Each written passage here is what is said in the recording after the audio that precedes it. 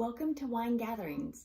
I'm Dominique Gordon, and this is my vignette series where I present short talks, no more than 10 minutes. Focus on all aspects of wine to enhance your grape to glass exploration. So this talk is titled Vine Talk, and we're going to specifically look at grapevines, as again, they are at the core of our wine. So wine has been a part of civilization for thousands of years, and planting of vineyards and winemaking began approximately 8,000 years ago in the ancient Caucasus region. That's ancient, in modern day Armenia, Georgia, northern Iran, and northeastern Turkey.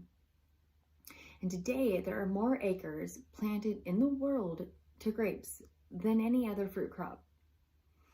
And we have over 60 wine producing countries, which together generate over 35 billion, that's B, bottles of wine a year. And our top 5 wine producing regions are Italy, France, Spain, the United States, and Argentina. Before I go any further, let's define just 5 terms to ensure we are using the same terminology. So a grapevine is a fruit vine, sometimes called a tree, that produces 1 crop a year, grapes. A vineyard is an orderly planting of grapevines for wine production. Varietal is a specific type of grape, for instance, Chardonnay or Merlot. And a vintage is the year in which the grapes are harvested. Finally, Brix, which is spelled B-R-I-X, is a winemaker's measure of sugar in grapes. Okay, let's keep going. So grapevines, or Vitis vinifera, have a yearly cycle of growth from dormancy to bud break, fruit development, and finally leaf fall. Now, a grapevine left unpruned can grow a staggering 115 feet in length.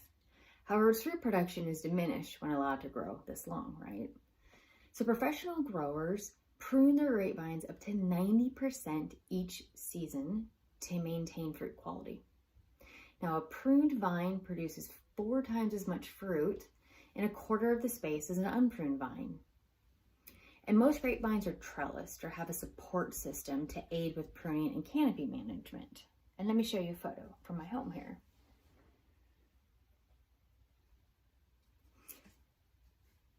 With that, once grapevines are established, they can produce fruit for 50 years easily when properly cared for. Now, I should also call out, it's not until the 3rd year that a vine usually produces grapes suitable for winemaking. So you have a period of capital investment and also patience that need to go along with starting a vineyard.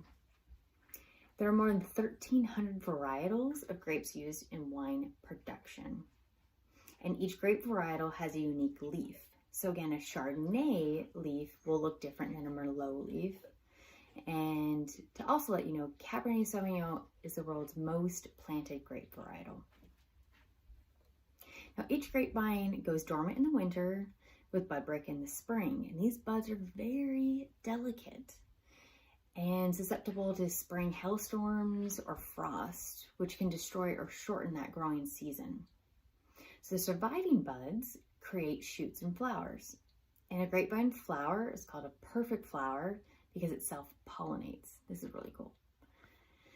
And forms these grape clusters, which are tight, tiny, bright green grapes until late summer with the onset of ripening. And this is when the grapes change color from green to red or green to a translucent color, and that represents the conversion of acid to sugar, and that is called verasion. And these sugar levels continue to rise until they're perfectly ripe and have reached the desired Brix level. And that Brix level, again, is determined by the winemaker and their wine style. Now, unlike any other fruit, grapes do not ripen after they are picked. So when we reach harvest period, there's this heightened awareness and tension almost in the valley because the Brix level will change even throughout the various hours of the day. Now, where are the best locations to plant grapevines, right? Well, vineyards around the world are planted in the 30th and 50th parallels in both the northern and southern hemispheres. Now, grapes being agricultural products require some growing conditions. And just as we would not grow oranges in New York State, there are some limitations on where vines can be grown. And the main aspects of those are the growing season, which includes the number of days of sunlight, even the angle of sun, the average temperature, and rainfall. Now, it takes an average of 100 to 120 days of sunshine between the vine's flowering to harvesting. And that right amount of sun allows the grapes to ripen and provide this proper sugar-acid balance, which makes all the difference between fair, good, and excellent wines. So again, it all starts in the vineyard with the grapes. Again, soil is a primary concern. There are 4 primary soil types. I'm not going to go into them, but just know that they do have a direct impact on the color, aromatics, and tannins produced within the grapes. And finally, drainage. Good drainage is important for optimum development, and grapevine roots can have a depth of 15 feet. They're just saying that grapevines don't like to have their feet wet, so drainage is of utmost importance, especially when trying to determine a new location to plant vineyards. Now, location and types of grapes. Most red grapes need a longer growing season than do white grapes, so they're planted more southerly. And that warmer climate leans towards less acidity, more dense wine, and black fruit flavors. So the converse, our cooler climates produce more acidic flavors, which are characteristic of our white wines. The harvest season. So grapes are picked when they reach that proper sugar-acid ratio for the style of wine the vintner wants to produce. And most table wines are between 12 to 15% alcohol by volume, or ABV. You'll find that on the wine label. It's a requirement in the US to have that printed. And so harvesting of the grape clusters typically begins in July with grapes used for sparkling wine and continues all the way through your full-bodied red wines like Cabernet Sauvignon in October, sometimes as late as Halloween. Now, each growing season vintage is different and affects the wine, and better weather usually results in a better rating for that vintage.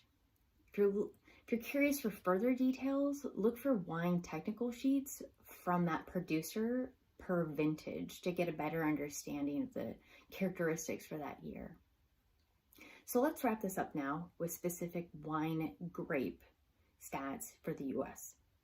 And this is remarkable. That grapes are the highest value fruit crop, valued over $6.5 billion, billion again, and account for more than 1/3 of the value of non-citrus fruit grown in the US. And in 2017, the US produced over 900 million gallons of wine. In 2009, there were a number of wineries, which has now doubled to today, reaching 11,000 registered wineries across all 50 states. So there's at least one winery in each state. Again, we're over 11,000 wineries here.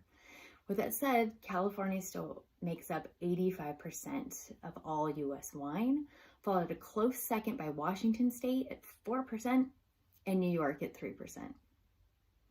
And if you can recall from earlier in this talk, our top 5 wine producing regions, again, were Italy, France, Spain, the US, and Argentina. The US is the 4th largest wine producer, however, only accounts for 12% of total global wine production. So the US can plant a few more vineyards here. This wraps up my Vine Talk vignettes. I hope I was able to deepen your knowledge. Again, remember that the journey with wine never ends. I encourage you to visit my website, wine-gatherings.com, for additional vignettes and also curated wine-related products and some chocolate. Or you can email me directly, cheers@wine-gatherings.com. to create personalized gift sets or customized virtual and in-person educational tastings. So wine is a new discovery in each bottle and each glass. And remember to enjoy the journey. Cheers.